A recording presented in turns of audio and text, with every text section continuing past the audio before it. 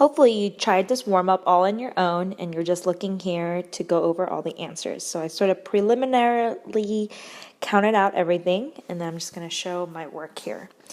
So here, the first type of problem was a Cho equation. So you had to count out your carbons, your hydrogens, and your oxygens. So you want to balance it in C's and H's first, and then your O's.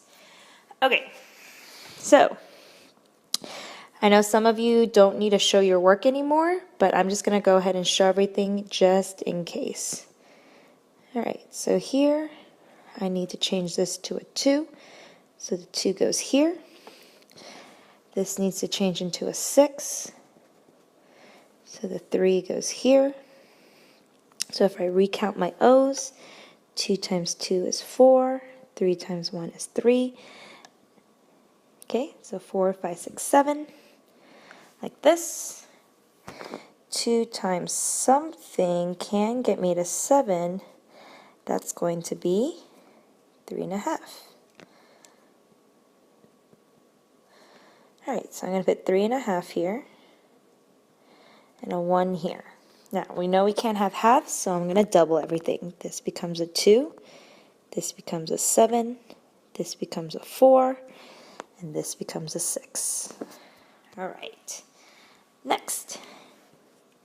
Here you have your polyatomic, so make sure you sort of draw in your parentheses if you need it to count better. So here this becomes a 2. So I'm going to put a 2 here. That means I put a 2 here. That means this gets changed to a 2. So 2, 2, 1, 1, 1, 1, 2, 2. That means everything's balanced, so these all become 1s. Right here, they both go to 6. So 2 times something and 3 times something. 3 times 2. That means my aluminum gets changed to 2. Put a 3 here. So I put a 3 here. Then my magnesium changes to a 3. So I have to change a couple more things. This now needs to become a 2. So I'm going to put a 2 here. This needs to become a 3.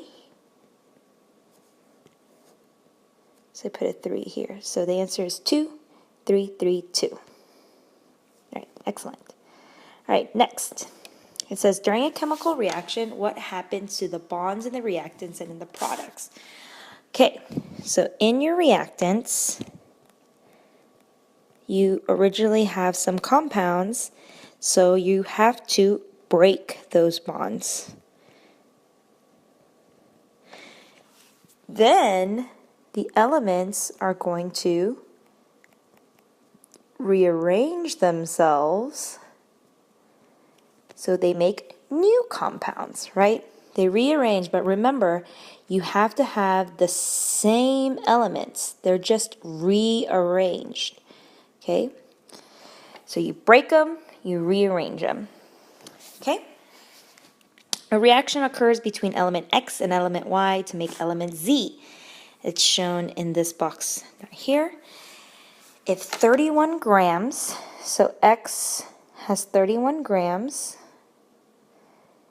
and Y has 12 grams,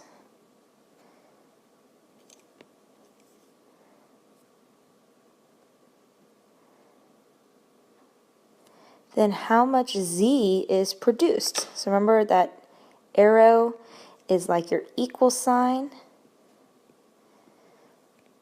So 31 plus 12 must mean that Z is equal to 43 grams. All right, so here, how many atoms of sodium, phosphorus, and oxygens are in this compound? So this is all about counting, right? So you have to count, count, and count. So 2 times 3 gives me 6 sodiums. 2 times 1 gets me 2 phosphoruses. 2 times 4 gets me 8 oxygens. All right, it says number 7, explain the law of conservation of mass and how is this represented in a balanced chemical reaction. Law of conservation of mass states that mass cannot be what? Created nor destroyed. So remember, whatever you started with has to be what you end with. The amount has to be the same. Now, it's obviously going to look different from left to right. So remember, if we go back over here, if you look at this example, right, the aluminum is not by itself anymore, right? Now it became aluminum chloride. So it rearranges itself, but it has to have the same elements. That's why we can write it in the middle here, because the same elements exist on both sides. The amount also has to be the same, which is why we balance the reaction. All right, good luck on your quiz.